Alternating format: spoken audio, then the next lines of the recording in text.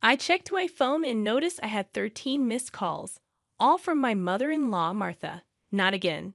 While thinking about this, my phone vibrated once more. I answered, "Hello." Martha sounded angry. "Excuse me. Wasn't the allowance for this month supposed to be $3,000? It's overdue? Excuse me. I told you to send the allowance. This month's payment hasn't been deposited yet." Martha ranted, ignoring my situation and only thinking about what she wanted. I was fed up with her. Even in this situation, she doesn't think about what she says and does, right? I have no choice but to go for my last option. I gathered my thoughts and told my phone, "Your son has passed away, so I can't send an allowance anymore. I'm Jennifer Smith, 32 years old, a busy woman working at a major financial firm and a housewife. I got married about 2 years ago to my beloved husband, Mark, whom I met through our shared hobbies. His kind nature and warm smile drew me in, and we quickly developed feelings for each other.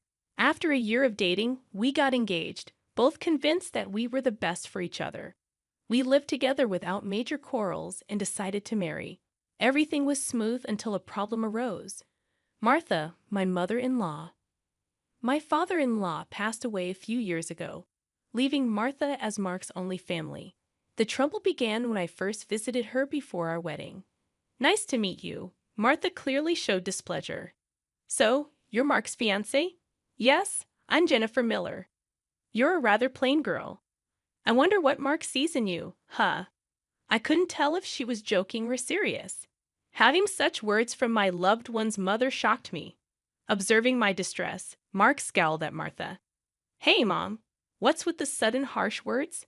How can you say such things about the person I chose?" "No, Mark, I'm just trying to pick a suitable woman for you." "Pick? I'm the one who chose her. You have no right to interfere. Don't say it in such a cold way. I'm just telling the truth because I care about you. If you were really thinking of me, you'd simply support us. Why can't you understand such a simple thing?" An argument unfolded between mother and son right before my eyes, making the air heavy. As it was my first meeting with Martha, I wasn't in a position to intervene. Despite the lingering awkwardness, we eventually conveyed our intent to marry. As we were leaving, Martha called out to Mark, sounding somewhat disgruntled. "Mark, can I have a word? You're going to keep that promise after you get married, right?" "What promise?" "You know about the allowance." "Ah, that. Yes, I'll be sure to take care of that. Can we not discuss it here, please?" "Well, I was just asking." The tension between my husband and his mother persisted, and discomfort hung thick in the air.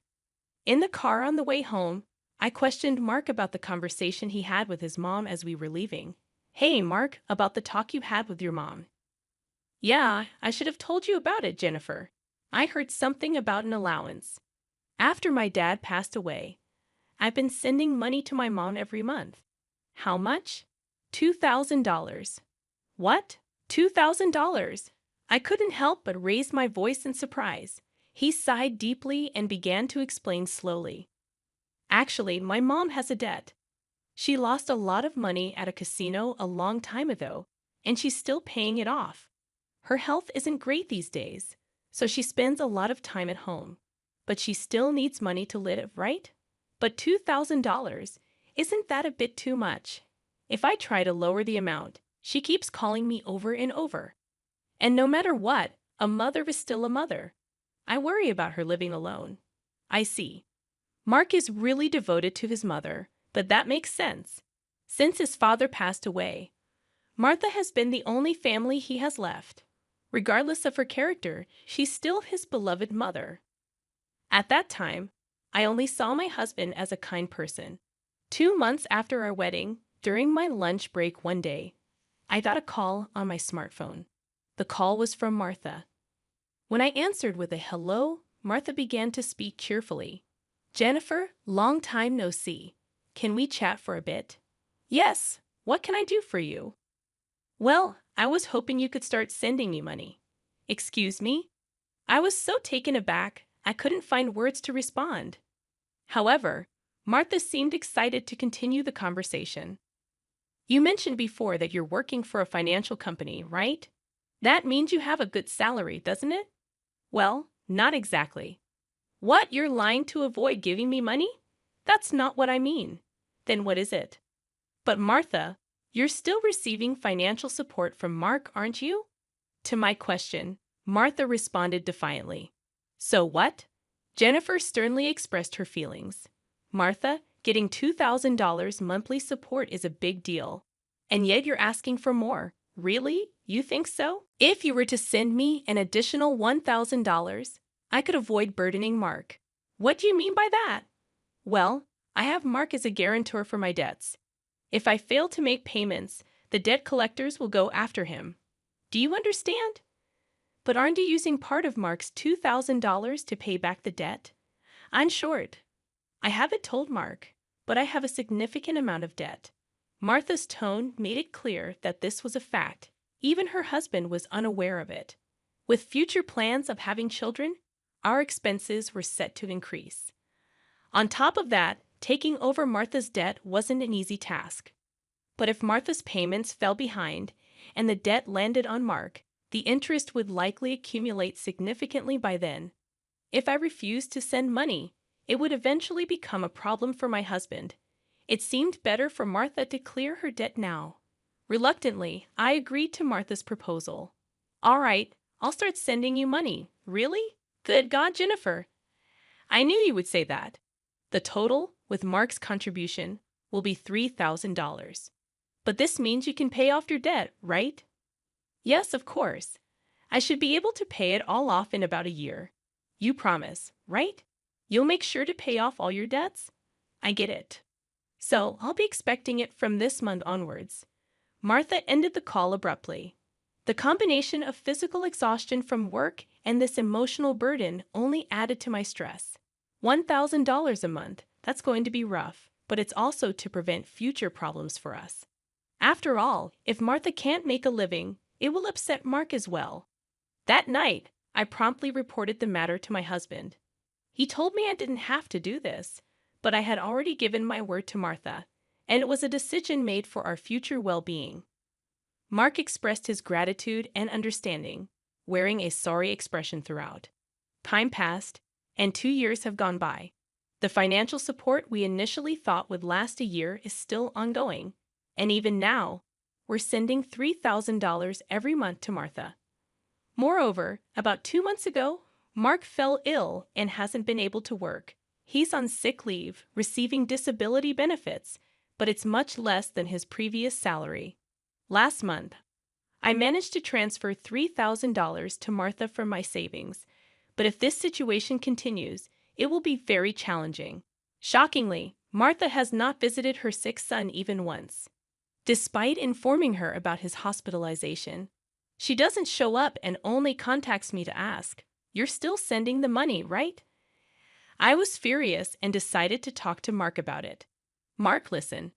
Isn't it wrong that Martha is only concerned about money despite your condition? We need to seriously consider what to do moving forward. Yeah, I've been thinking the same thing. I don't want to put more strain on you, Jennifer. This month, too, she's bombarding me with calls and messages, asking if we've sent the money yet. Can you believe it? How could she focus solely on money when her son is unwell? Mark expressed his frustration at his mother, his face showing signs of weariness. Then, with a sudden idea, Mark exclaimed, "I've got it," and flashed a sly grin. "What is it, Mark?" I inquired. "Well, this is our last option. I've thought of something unconventional." "Yeah, for my mom." "What?" Mark proposed a plan beyond my imagination. While it might be considered inappropriate, it appeared to be the only way to get Martha to comprehend. A few weeks later, Mark was discharged from the hospital. Since Martha hadn't responded to any of our messages, we didn't inform her about Mark's release. In the past 2 weeks, Martha had persistently demanded the money. While Mark and I were enjoying a cup of tea, a message popped up on my phone. Upon checking, I saw 13 missed calls from Martha again. As expected, my phone vibrated once more. It was another call from Martha. "Hello," I responded, activating the speaker microphone so that Mark could also listen.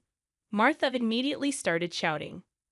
Listen, where's the $3,000 for this month? Excuse me, that's right. The money for this month hasn't been transferred yet. Do you realize Mark is now? I began, but Martha cut me off, saying, I don't care if he's in the hospital or whatever. It's none of my business. You're working at a good place, right? You must have plenty of savings. Hurry up and transfer it here. Martha was yelling angrily. Eventually, she said something unbelievable. Listen, since you married Mark, if he can't pay, you have to pay me. Understand? If you refuse, I'll make you the guarantor. Got it? At that moment, something inside me snapped. She was openly expressing her demands without considering our situation at all. I had reached my breaking point with her. I had no choice but to resort to the last option. I firmly declared into my smartphone, Mark has passed away. I can't send you any more money. At these words, Martha blurted out a baffled what. This was the final step that my husband suggested, to lie to Martha about Mark's death and observe her reaction. If she showed any sign of sadness, reflected on her behavior, and apologized, we would continue to support her financially. But if she didn't reflect and demanded money, we would sever ties completely. Deep down, I believed that even someone like Martha would deeply reflect on her actions if she were told that her own son had died. But in the very next moment, Martha burst into loud laughter. Yay, what's so funny? I asked. Well, isn't it obvious? If Mark is dead, that means his inheritance will be distributed to me too. Excuse me. I've been looking into it since I heard that Mark was sick. Listen here, 2/3 of Mark's assets are yours, but 1/3 is mine. I was at a loss for words. I never thought that when she first heard that her son was sick, she wouldn't look into treatment, but into how the inheritance would be divided. My anger surpassed. I was simply dumbfounded. My husband seemed to feel the same way, and as our eyes met, he slowly nodded. This was the signal to continue with the plan. Once again, I spoke firmly to Martha. Martha, did you hear what I said? Mark is dead. I heard it. What about it? Aren't you sad your own son passed away before you? You just make sure to send me some. I won't let you get away with not doing it. With a click, the phone line was cut off, and a dial tone echoed. I glanced at my husband and saw that he was shaking, his face red with anger. Mark, are you okay? I asked.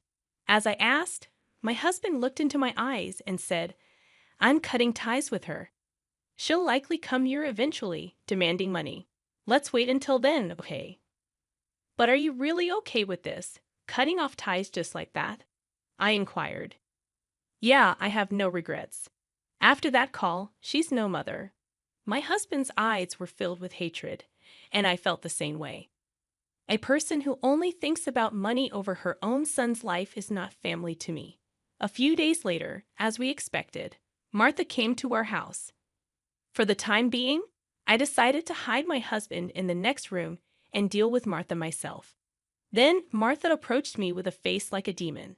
Hey, give me Mark's inheritance right now, she demanded. Again with that.